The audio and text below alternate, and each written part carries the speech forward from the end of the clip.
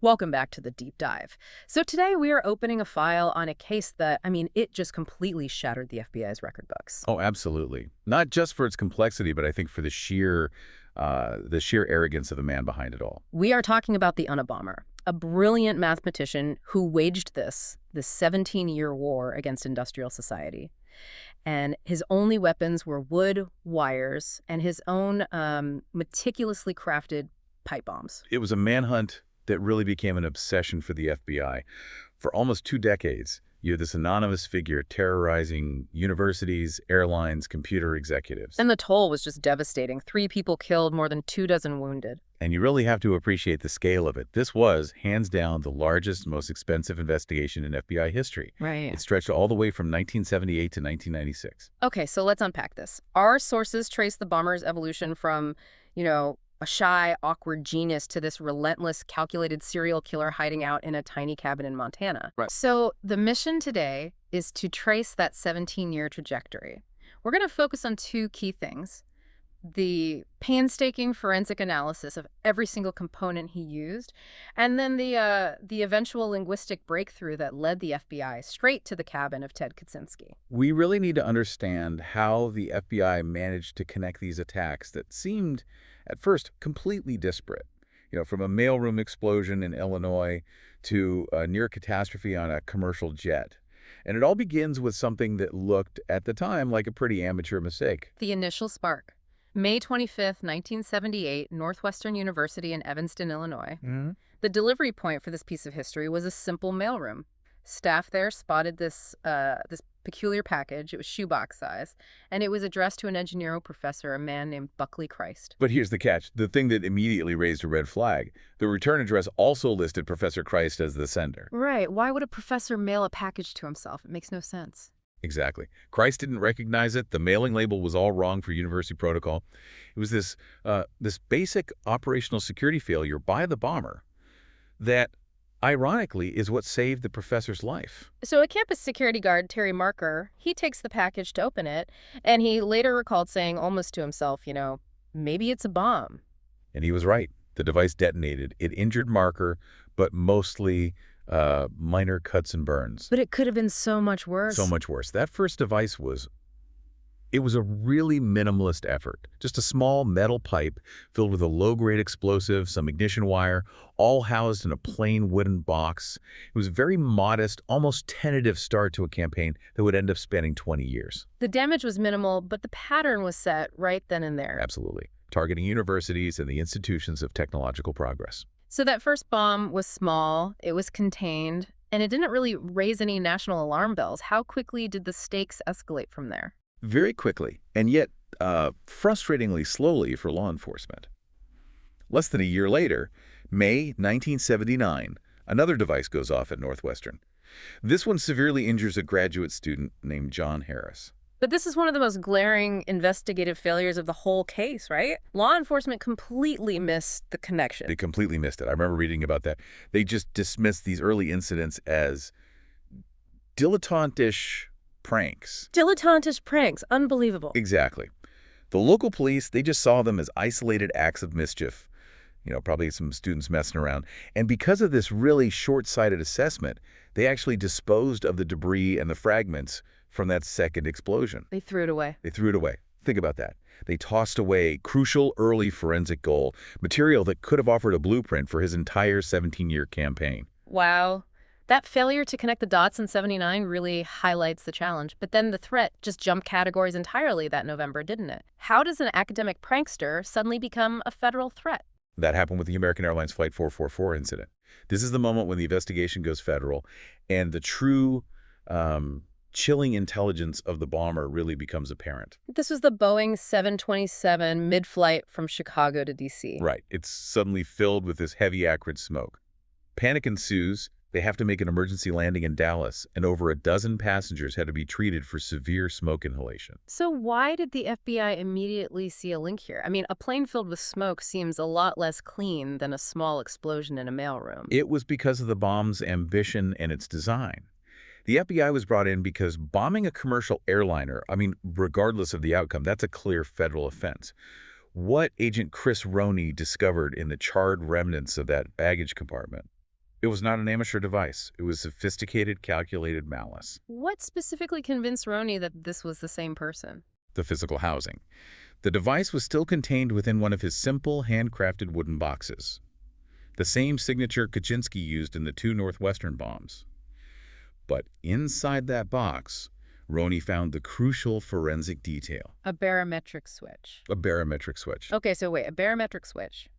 Why would a bomber include something designed to measure air pressure? That tiny little component was absolutely terrifying. Roney realized the switch was designed to arm the device when the air pressure dropped low enough, meaning it was meant to trigger detonation only at cruising altitude. To ensure maximum destruction mid-air. Exactly. It was designed to bring down the plane and kill over 100 people. That's calculated malice on a scale that's so far beyond a prank. It shows he understood aeronautics, mechanics, physics. Precisely. And forensic analysis later confirmed that only a single faulty wire, just a tiny technical flaw, prevented the detonation. That one defect saved 100 lives.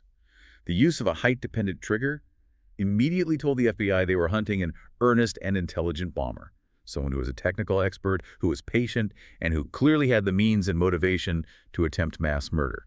So Roney, seeing the sophistication of this plane bomb, he decides to look back at those earlier pranks that had been dismissed. Right. And he only has photos of the debris they threw out, yet he still manages to connect them. How did he pull off that initial critical synthesis with so little evidence? He focused purely on the construction methods. It's almost like identifying an artist by their brushstrokes, you know. Mm-hmm. The components themselves were all common things: screws, nails, smokeless powder, black tape. Things you could get anywhere. Anywhere. But the way they were assembled was unique. Roney noticed identical patterns in how the wood was cut and joined, in the repetitive markings left on the materials, and in the peculiar obsessive manner the black tape was applied. So it wasn't the materials themselves, but the fingerprint of the assembler. Exactly. The FBI realized pretty quickly they were dealing with a serial bomber who took great pleasure in the assembly. The craftsmanship was obsessive. Components weren't just common, they were obsessively modified. What do you mean by modified? He would file and reshape certain screws and metal parts, meticulously destroying any factory markings or serial numbers that could be traced back to a specific store or a specific manufacturer. That detail is so crucial. It tells you he wasn't just building bombs, he was building untraceable artifacts. And it reveals a profound ideological motivation. This isn't a financial crime or an opportunistic one. This person was dedicated to their craft, viewing the construction as part of the act itself. The early pipe bombs were always in these simple, handcrafted wooden boxes, usually plywood or pine. The consistency in the wood's thickness and the precision of the cuts. It just spoke volumes about the bomber's mechanical skill and the isolated environment where he must have been working. They were pursuing a ghost who was passionate about destruction. The moment the FBI realized they were chasing an intelligent, meticulous, and passionately motivated individual, the focus had to shift to profiling. And when you look at the profile of Ted Kaczynski, you realize the investigation was chasing a mind that was just fundamentally at war with its own environment. Kaczynski's background is a study in brilliant isolation. He grew up in Illinois, a classic childhood prodigy. He skipped grades repeatedly, which put him socially out of sync with all his peers, and that just deepened his isolation. And his IQ is off the charts. Off the charts. Yeah. Measured at over 170. A certified genius who seems to have been profoundly uncomfortable with human interaction from a very, very early age. Absolutely. And his academic trajectory was just phenomenal. He enrolled at Harvard at 16. Can you imagine? A jarring transition that thrusts this extremely awkward teenager into one of the most intense intellectual environments on the planet. And he graduated in just 3 years, in 1962, then went on to get a PhD in mathematics from the University of Michigan by 1967. I read that his doctoral thesis was so complex that only a handful of people in the entire world could even understand it. So he clearly excelled in the abstract world of mathematics. But where did he go so wrong in the human world? He took a prestigious post as an assistant professor of mathematics at UC Berkeley, the very heart of the technological and, the countercultural movements of the late 60s. But the social demands of teaching, the need to interact with students and colleagues, it just proved too much for Ted. He was unsociable, unpopular, and by 1969, he just suddenly quit. Vanished from academia without a word. That wasn't just quitting a job, though. That was him quitting civilization, wasn't it? It was a conscious philosophical withdrawal. In 1971, Kaczynski moves to 1.5 acres of undeveloped land outside Lincoln, Montana. He builds this tiny, austere 7-square-meter cabin. No electricity, no running water. Nothing. 6,000 feet above the society he despised. He was consciously choosing an elemental pre-industrial existence. What was the genesis of this rage? Was it purely about social rejection, or did he develop a whole philosophical justification for the violence? Oh, it was a full-blown philosophical justification, and it was driven by a profound misanthropy. While he was living off the land, he crystallized his ideology into this 23-page essay. Right. And in it, he argued that technological and scientific progress inevitably leads to the extinction of individual freedom. He saw modern civilized society as this monstrous, self-perpetuating system, an obstacle that had to be overcome through violence. And that 23-page document, that is the ultimate intellectual cornerstone of this entire case. He don't just write it for himself either. He sent a copy to his brother, David. And David just tucked it away, having no idea he was holding the blueprint for a campaign of terror. The irony is just crushing. That document, written in isolation in 1971, was the purest expression of his emerging identity. It just lay in a chest for a quarter of a century, waiting to connect the reclusive woodsman with the notorious terrorist. Before he fully retreated, he did have one brief, failed attempt at reintegration, which really just fueled his resolve. Right. In 1978, he took a job at his brother's small cutting business in Illinois. Yes. But his behavior was just bizarre and aggressive, especially towards a female employee who rejected his advances. It got so bad that David had to fire him. And that failure, that final social rejection, that must have just confirmed Kaczynski's entire worldview. It did. That modern man was incapable of understanding or accepting his genius. It just deepened his isolation and justified, in his mind, his war against the system. And this brings us to his public signature, the deliberate taunt he left for the FBI. June 1980, Percy Wood, the president of United Airlines, receives a package. Inside is the book Ice Brothers, and concealed within it is the bomb. And inside the debris, they found his visiting card. The letters FC stamped meticulously onto a piece of debris that had survived. And the sources emphasize this was deliberate. The mark was positioned specifically to survive the explosion. It served no purpose except to say, here is my signature. And FC, for FC Group, that was the initial misleading conclusion, right? They wasted years looking for some kind of terrorist cell. Absolutely. It fueled years of speculation about some shadowy organization. But the psychological profile suggested something else entirely. Profound arrogance. Kaczynski was communicating his passion, taking ownership of the craftsmanship, even if it risked tracing. He wasn't afraid of being known by his initials. He wanted the credit. You also mentioned a bizarre recurring theme in his crimes: wood. It went way beyond just the wooden housing of the bombs. Yeah, the obsession with wood became this key forensic indicator. It was almost a fetish for the bomber. First, you have two victims sharing the name Wood Percy Wood, and later, Leroy Wood Berenson. That's a strange coincidence. It is. But forensically, wood was a dominant component in every single device, often in a way that was structurally unnecessary. In some cases, the bomber included wood sticks just so they were there, almost like a symbolic offering. That sounds like a cryptic message, or maybe a sign of his deep attachment to the natural, the wooden environment of his Montana cabin. Oh. How do you even investigate something that seems almost mystical? Well, the FBI, completely frustrated by the lack of traditional leads, they turned to pure esoteric science. They brought in a specialized FBI lab examiner named Duck Didrich. A wood expert. A renowned wood expert. And Didrich's task was almost impossible. Yeah.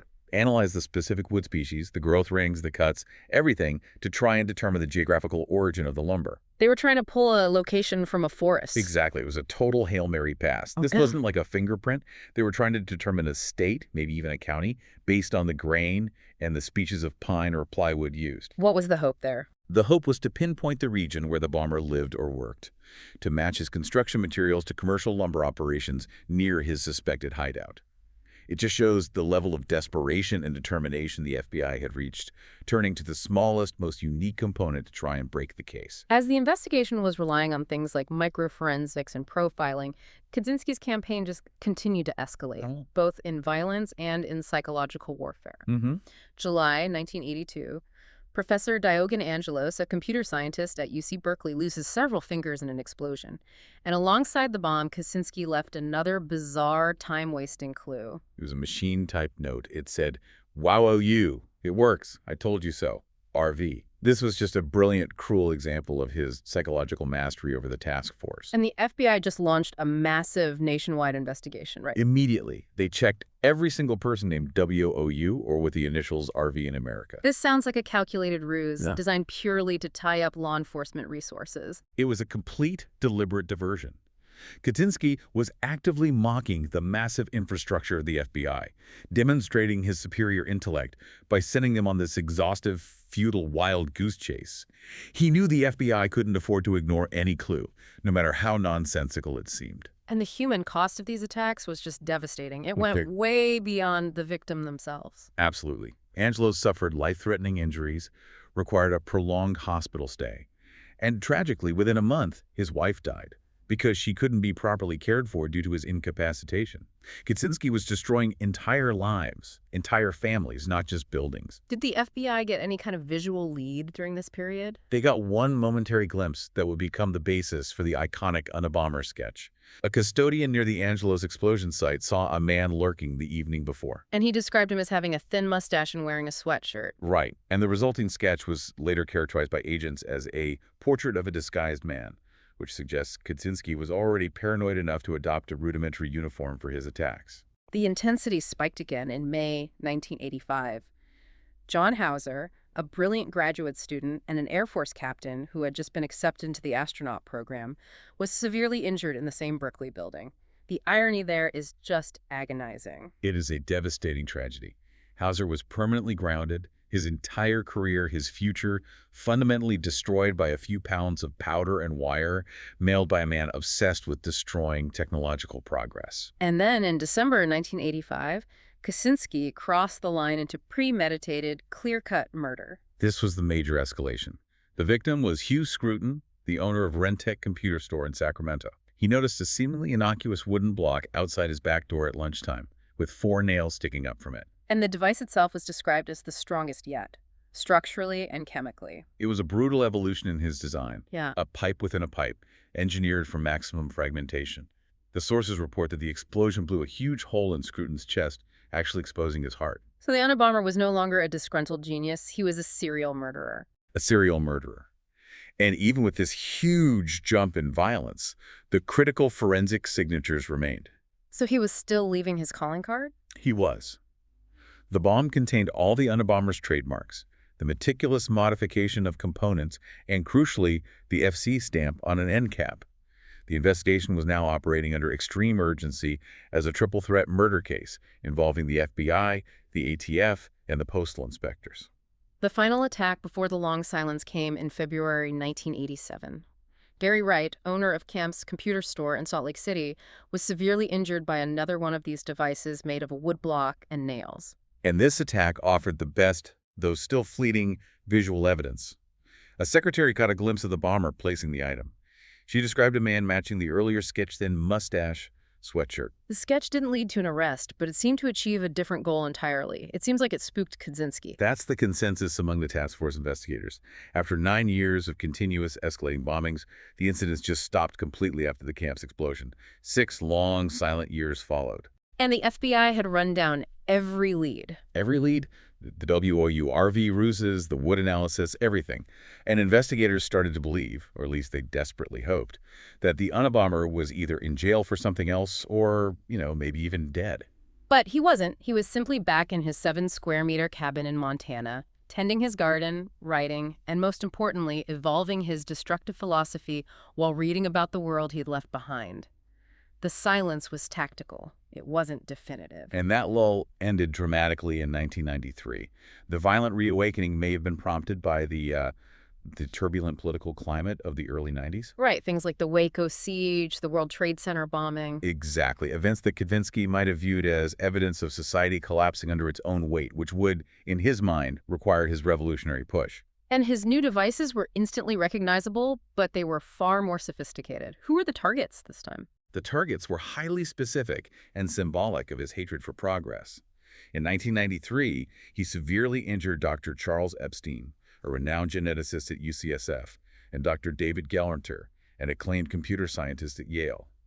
These were attacks targeting the absolute cutting edge of science and technology. And what set these bombs apart from the earlier pipe-within-a-pipe devices? They showed continuous refinement. They were identical, sophisticated pipe bombs that used potassium chlorate and aluminum powder. This chemical combination was highly effective, producing rapid, powerful fragmentation. But they still had his signature. Oh yeah. Crucially, they were still housed in those signature handcrafted wooden boxes, which linked these new, deadlier attacks all the way back to the 1978 original. And the psychological games they resumed with a vengeance. FC claimed responsibility in a letter to the New York Times, throwing out another absurd red herring. He did. He provided a random Social Security number, 553-254-394, as a verification code. The SSN belonged to a 20-year-old probation officer who, bizarrely, happened to have a tattoo that read "Pure Wood." You can't make this stuff up. It was another calculated diversion. It forced the FBI to waste time tracking down this officer, who was quickly cleared, but not before they wasted countless hours. They also had that "Call Nathan Air Wednesday 7 p.m. note. The sheer effort Kaczynski put into creating these time sinks is just remarkable. It speaks to his contempt for the entire law enforcement apparatus. The FBI spent days tracking down over 10,000 people named Nathan or associated with Nathan Air, all while the bomber knew he was safely back in his mountain cabin, just watching them scramble. The renewed activity, though, it galvanized the Bureau. They formed the Unabomber task force, combining the FBI, ATF, and postal inspectors, led by Jim Freeman, and they realized fragmentation was the enemy. Freeman instituted a radical, painstaking policy. Special Agent Tom Monell of the FBI lab became the lead examiner, and he was tasked with reconstructing replicas of all 15 bombs used up to that point. Using nothing but fragments. Nothing but the fragments and debris collected over 15 years. This was an unprecedented effort to create physical, unified evidence for a court case that still felt impossibly far away. They were literally building the case one shard of metal and piece of wood at a time. While the task force was wrestling with 17 years of fragmented evidence, Kaczynski struck again. December 1994, he commits the second murder.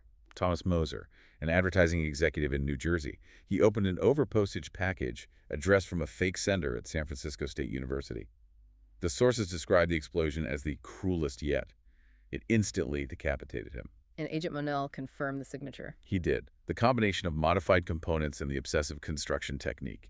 It was him. And then the third and final murder, which occurred under the shadow of another major domestic terror event. April 20th, 1995. The day after the devastating Oklahoma City bombing, Kaczynski mailed 5 parcels. One was addressed to the former president of the California Forestry Association, but it killed the current president, Gilbert Murray, instead. Murray was literally torn to pieces. The explosion was so powerful that the governor of California, who was blocks away, heard the blast. Public fear was rampant, especially fueled by the OKC bombing the day before. The FBI suspect list swelled to over 50,000 names, yet they had no idea who they were truly looking for. This nationwide fear led Kaczynski to make the monumental strategic error that would be his undoing.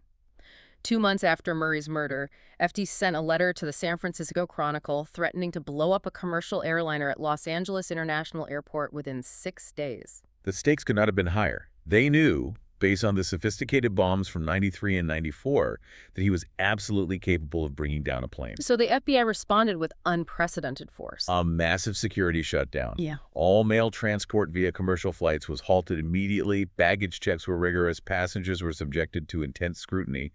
The threat was immediately taken as a catastrophic national security crisis. But the threat came with a demand. In a letter to the New York Times, Kaczynski offered to stop all terrorism if his 56-page typed manuscript, Industrial Society and Its Future, was published in full. And this presented the ultimate dilemma for FBI leadership and Attorney General Janet Reno. I mean, negotiating with a terrorist, granting their demands, it flies in the face of all established policy. But some investigators saw it as a chance. Exactly. Special Agent Terry Turchi and other key investigators believed this was their one shot. The bomber was offering up his mind for public consumption. Jim Freeman, the head of the task force, argued strongly for publication. He believed the manuscript detailed a philosophy which had been developing over several years. And that the unique linguistic patterns, the cold logic, the specific academic focus, someone would have to recognize it. A former classmate, a colleague, a family member. So the decision was made. They prioritized potentially saving lives and solving the case over refusing the demand. And the manifesto, this meticulous, dense anti-technology treatise, was published on September 19, 1995, in a special full-page section of the Washington Post. Kaczynski had sought the world's ear, and he had finally gotten it. The moment that 56-page document hit the press, the entire nature of the investigation shifted. It went from forensic analysis of wood and wire to, well, to linguistic and literary detection.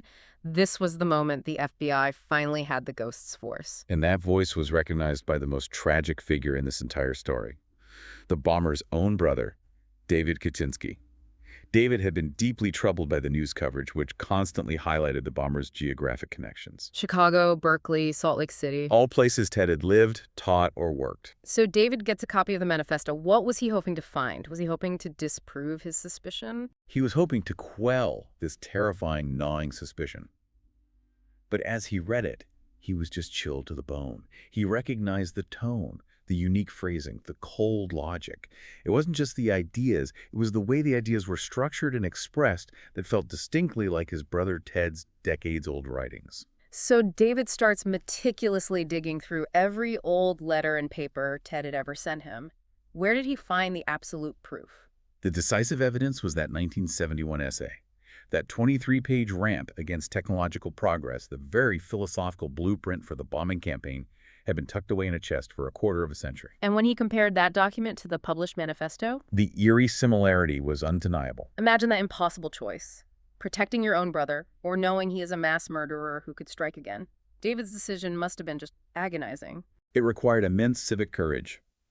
Torn between familial loyalty and the potential endangerment of innocent lives, David made the heartbreaking choice to contact the FBI through his lawyer in February 1996. He provided a detailed account of Ted's life, his withdrawal, his beliefs, and he handed over that 1971 essay. That 1971 essay was the break the FBI had spent 17 years searching for. Once they had that foundational document, what did the linguistic analysis reveal? The results were just overwhelming. It demonstrated the power of linguistic fingerprinting. The FBI found over 160 examples of striking similarities between the 71 essay and the 95 manifesto. And these weren't just general connections. No, they included common phrases, specific linguistic quirks, and crucially identical spelling errors. For instance, they noted Kaczynski's peculiar habit of using the phrase cool reason when describing rational thought, a construction you rarely find in academic or popular writing. That's more than circumstantial. That's proof of a unique linguistic identity sustained over decades. It was definitive. Ted Kaczynski immediately became the FBI's first and only primary suspect after 17 years. The investigation immediately transitioned into a massive, covert surveillance operation in Lincoln, Montana. How did they confirm his connection to the crimes from his remote location? Travel records were the key.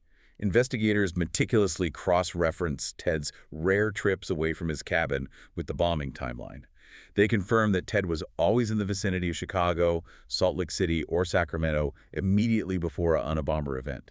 His isolation wasn't absolute. It was punctuated by these violent, planned excursions. And then finally, Agent Terry Turchi submitted a meticulous 65-page affidavit laying out the entire linguistic and circumstantial case. Right, which provided the legal justification for a search warrant of that tiny 7-square-meter cabin. The arrest operation in April 1996 must have been extraordinarily tense. It was a massive, delicate, covert operation.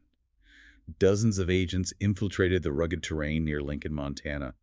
They approached Kaczynski's shack, disguised as a forester and some colleagues, talking loudly about property lines to avoid startling him and provoking a violent confrontation or, a trap. How did they manage to apprehend him without incident, given his known volatility? The plan was simple deception. They asked Kaczynski for help with a map. As he turned his back to the agents to retrieve his coat inside the shack, they moved in instantly. And Jim Freeman, the head of the task force, he saw Kaczynski right away. He described him as totally disheveled and covered in soot.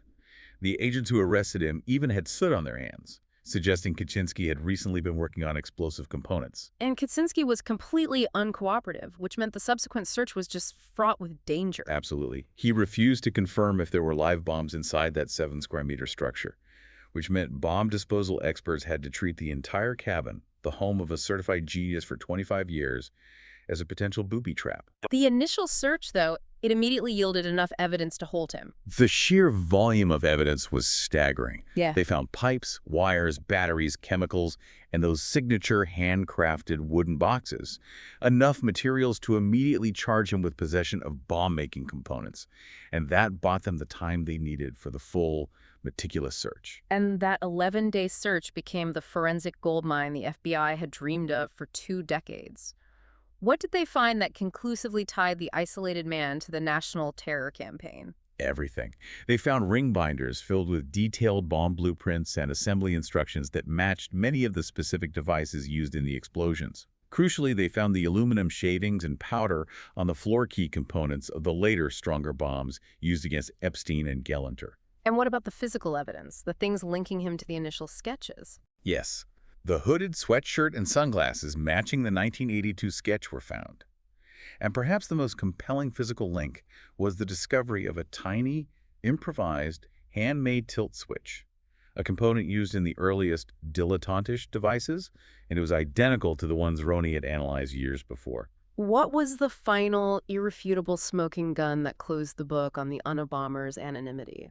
It was found on the very last day of the exhaustive search. At the bottom of the last open box, they found the typewriter used to create the 56-page manifesto.